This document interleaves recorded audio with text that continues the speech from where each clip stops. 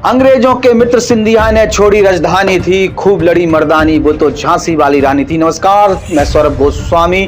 टीकमगढ़ में मध्य प्रदेश के मुख्यमंत्री शिवराज सिंह चौहान एक मूर्ति के उद्घाटन के लिए पहुंच जाते हैं, कि अनावरण के लिए पहुंच जाते हैं, और वो मूर्ति थी कांग्रेस के कैबिनेट मिनिस्टर माधवराव सिंधिया की। सिंधिया परिवार के एक शख्स की ये मूर्ति लगाई गई है, जिन्हें माधवराव सिंधिया कहते हैं, और वो दिवंगत हो चुके हैं। लेकिन जैसे इस मूर्ति की चर्चा मध्य प्रदेश के अंदर हुई, स्थानीय लोगों का जबरदस्त विरोध देखने को मिला है। आखिरकार क्या टीकमगढ़ के अंदर कोई ऐसा नेता नहीं था, ऐसे इतिहास में ऐसे वीर सपूत पैदा नहीं हुए हैं जिनकी मूर्ति लगाई जा सके? माधवराव सिंधिया को क्यों थोप दिया गया? इस प्रकार की बातें लोग कर रहे हैं। और तो और कांग्रेस के जो वहाँ के स्थानीय बड़े नेता हैं, उन्होंने यह कहा है कि जिस दिन शिवराज सिंह चौहान मूर्ति का अनावरण करने के लिए आए हैं, वो मध्य प्रदेश के इतिहास का काला दिन है।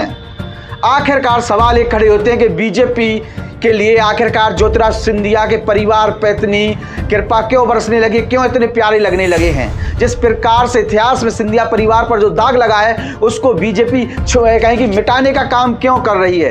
टीकमगढ़ पर ऐसा कौन सा एहसान माधवराव सिंधिया ने किया था, या टीकमगढ़ के लोगों के लिए किया था, या ऐसा कौन सा विकास का काम कर दिया था जिनकी मूर्ति वहां पर थोप दी गई है वहां की जनता के लिए? खैर, चुनाव है, चुनाव में जिस प्रकार से ब्लैकमेलिंग की राजनीति होती है, हो सकता है सिंधिया परिवार की तरफ से भी इस प्रकार की चीजें हो रही हों, और कहीं ना कहीं अपने भाड़े के टट्टू पैदा करके, या कहें कि ऐसे लोग जो उनकी दरबारी में लगे रहते हैं, वो जी हजूरी करके कहीं ना कहीं मूर्ति की स्थापना की बातें कर रहे हों।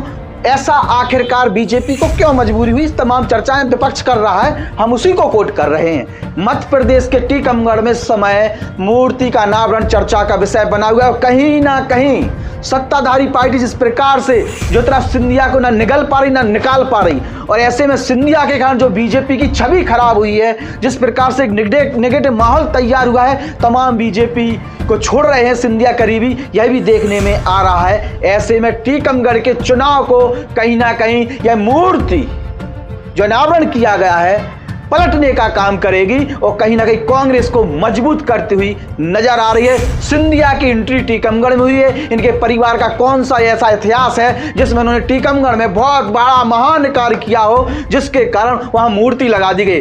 टीकमगढ़ में कई ऐसे वीर पुरुष हुए हैं जिन्होंने स्वतंत्रता की लड़ाई में देश का साथ दिया, स्थानीय नेताओं का साथ दिया, स्थानीय लड़ाकों का साथ दिया। उन्हें याद ना करके शिवराज सिंह चौहान जैसे कहें कि एक प्रकार से कुर्सी के लालची लोग ऐसे सिंधिया को टांगे हुए, और सिंधिया के परिवार के कहीं कि किसी भी नेता की बात करते, हम किसी को व्यक्तिगत नहीं करते, उनको बढ़ाने का काम कर रहे हैं, और स्थानीय महापुरुषों को कहीं ना कहीं अनदेखा कर रहे हैं। टीकमगढ़ की जनता जवाब देने के लिए तैयार है। कहीं ना कहीं बड़ा नुकसान भारतीय जनता पार्टी को टीकमगढ़ की सभी सीटों पर देखने को मिल सकता है, जिस प्रकार से जन भावनाएं सामने आ रही हैं। देखते हैं, चेहरे बदले जाते हैं कि इन चेहरों पर विश्वास जताएगी भारतीय जनता पार्टी।